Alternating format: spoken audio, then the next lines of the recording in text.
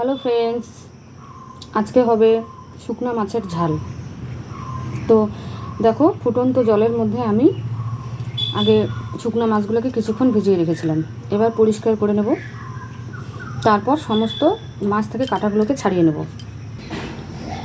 তো ফ্রেন্ডস, মাছগুলো থেকে কাঁটা ছাড়ানো হয়ে গেছে। তো এখানে মশলা রেডি করেছি, রসুন, কাঁচা লঙ্কা, আদা আর জিরা আছে। তো এগুলোকে পেস্ট করে নেব। তো এবার কড়াই গরম করে এতে তেল গরম করে নিয়েছি। এখন পেঁয়াজ দেব। পেঁয়াজটা লাল হয়ে গেছে। এবার সেই বাছা শুকনো মাছগুলো দিয়ে দেব।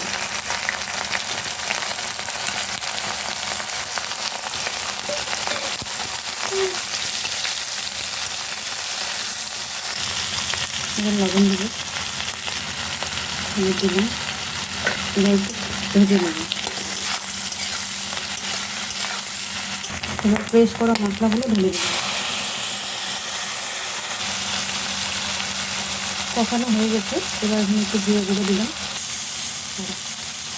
যেহেতু কাঁচা লঙ্কা দিয়ে রান্না করছি, তো এখানে একটু কাশ্মীরি লঙ্কার গুঁড়ো দিচ্ছি কালারটা সুন্দর আসার জন্য।